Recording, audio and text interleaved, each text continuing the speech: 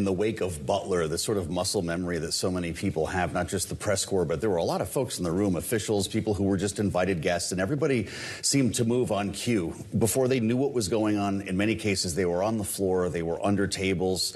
There was a picture that I saw on the front of our website and on the terminal last evening of our booker, Matt Shirley, who jumped on top of one of his colleagues, and that's the spirit of what took place in that room and the people who had a shared experience is really sad to think about, that's an automatic. But yes, I wonder if that dinner will ever be held again in what is known affectionately here in Washington as the Hinckley Hilton, because that is where the assassination attempt on Ronald Reagan took place. When you walked into that entrance and went on the red carpet, Christina, you walked right by where that took place. There's a plaque commemorating that awful day.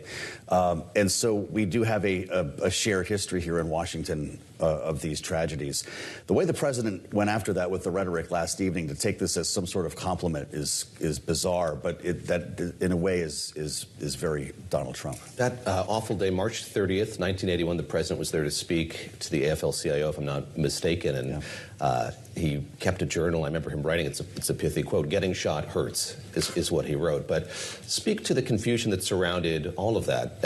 Of course, one of his closest advisors was injured grievously in that attack. That's right. The president, as I recall, didn't know that he had been shot until he was in the limousine, noticed he was bleeding and thought perhaps he'd cut himself, or, of course, was much worse than that, and he ended up in the hospital for a couple of days. And as you both know, we still call it the Brady briefing room for that reason at the White House.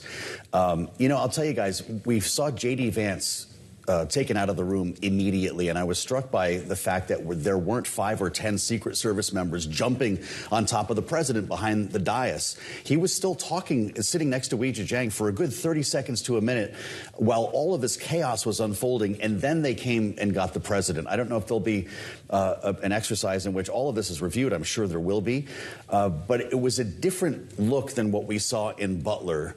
The president was kind of calmly taken off the stage, and I'm sure was brought into a holding room immediately. We didn't see him again until he was back at the White House at that point. But the enduring vision I will have is of these SWAT team dressed law enforcement officers behind the dais. I think we have some video that I actually shot from my phone that we can roll. They're pointing their weapons into the crowd, and they had lights on the scopes. And when we saw the guns pointed at us, we knew that this was